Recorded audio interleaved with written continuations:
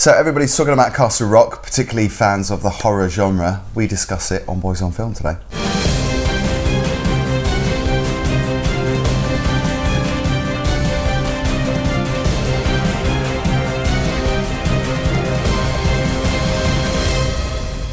So Raj, we're going to talk about Castle Rock in a moment. Yes. But first, we have to talk about something that you pay quite a lot of money for. Oh gosh, yes. Yesterday I got to see Heathers the musical, which, when you think about the world of Heathers, the movie, the musical, the TV show that no one's seen yet except me. Of course. You see everything that nobody else sees. I'm as obsessed with Heathers as Phil is about Halloween. Yeah. So I was really mad because when it was opening in the small theater here in London, I couldn't get a ticket. I could not get a ticket to that thing to save my life. But it was a really small theater, so they moved it to the Royal Haymarket Theatre. And boy, oh boy, I would, like, as soon as they announced tickets, I bought them. Very expensive tickets. I don't think I've ever paid that much for a musical, but 90 quid. Yeah, that's that is quite a lot of money. That's a lot. I mean, yeah. I don't think I paid even that much to see, like, Wicked or Billy Elliot or anything, but I'm a super Heathers fan. I had to see it. Worth every penny. It's a little bit of a different twist on Heathers. It's very light, fluffy, and airy, but still tells the same story. But that's good though, right? It's got to be a little bit different, isn't it? Yeah. From musical. Yeah. As opposed to like the dark humor of the movie and the TV show and the grittiness. But I think this musical is just bringing Heathers back into the forefront because there were screaming girls there. There was. And that's just Raj. Yeah, there was like cosplay, and I was like, you weren't around 30 years ago when the original came out. So I think it's brought Heathers into a whole new, audience of people, which is great because, I mean, it's a cult classic. And the story is timeless, and I think it's a story that everyone can relate to in some way or another. And I just enjoyed it. It was a really good musical. It's a new generation of Heathers fans. I think that's fantastic. I know. So, Heathers out of the way. Just thought we'd mention that because we have talked about it on a previous video. Castle Rock. Now, this was hugely anticipated. I mean, for me especially, because I'm a horror fan and I love what Stephen King has done in the past, not just his books, but the adaptations on TV and in the movies as well. Yeah. And this is kind of based on characters from novels by Stephen King. And it's got an amazing cast. I mean, we've got Sissy Spacek, we've got Bill Skarsgård. So initially I thought this is really going to tick my boxes. Me too. I originally thought that this was going to be the series to watch, especially after coming hot off the heels of It the movie and It Part 2 coming out soon. I was so looking forward to this. I mean, it does have a feel of It the movie. It has that feel of Salem's Lot as well. Yeah. Young man, who are you? What's your name? It's got that atmosphere, but for me it didn't deliver. Yeah, I think we're about at the same point in the season. I think I'm on episode 6, something like that. But yeah, it's been a really slow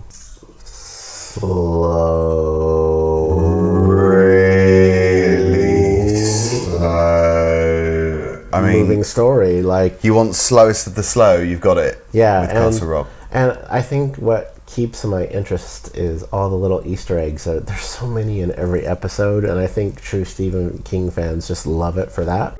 We got no records of you. How'd you get inside this prison? Who put you down that hole?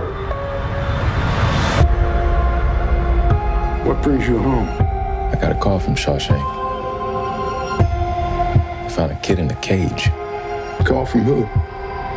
Don't know yet. In terms of story, I don't even really know what the story is. Oh my God, right it's now. all over the place, isn't it? It's like, I'm hesitant to even keep watching it, although I will try to keep up and finish it because I'm hoping that it pays off in the end. I'm exactly the same, and credit to the producers of this because I feel like I need to carry on watching it for some big thing to happen. Because it's got that tension. We should set the scene, maybe set the tone of it, because it's about a criminal law attorney. He left Castle Rock after being accused of murder. Like you say, the story is is quite muddled, isn't I it? feel like I'm missing something because all my friends on Facebook who are watching it are like, oh my god, it's the best series this year, and oh my god, the last episode was incredible, and I'm just like, really? You have no idea what's happening here, do you? I feel like I'm missing something. Like, I haven't read every Stephen King book. I've probably read about, 5 of his books. I've seen just about every one of the Stephen King movies that were based off of his books. But some bad ones, some good ones. Bad ones and good ones, but I wish it would bring more of the universe together. Like, let's have an episode about Cujo. Let's have an episode about Pet Sematary. Yeah. They just keep dropping little Easter eggs, but the story they're telling just, it's not grabbing me. Like, I'm just waiting for the mother of the character who you mentioned, like, to turn into Carrie all the time. Yes. Well, Sissy Spacek does play the adoptive mother, isn't it? Bill Skarsgård is this mysterious figure that is imprisoned. Has it begun? He's pulling faces to the camera as if something's going to happen. It's very ominous with Bill Skarsgård, who I think is superb in this, but I think he's a bit wasted, as is Sissy Spacek. I think her character's completely wasted for me. Just bring Kathy Bates back for a Misery episode and I'll be happy. Have you all got amnesia? I thought it was going to be a universe-building show, very cohesive, to tie a lot of Stephen King's universe together like they had promised, and it's not. I think it has that very tension. Just subtle Easter eggs. Yeah. That's it. They just cheated us! This isn't fair! And there's only so much of Bill Skarsgård pulling these funny faces to camera and not actually doing anything about it that you can cope with. I have to say, it's probably one of the only reasons I'm watching it now, because I just find him super fascinating. Oh, he's amazing, yeah.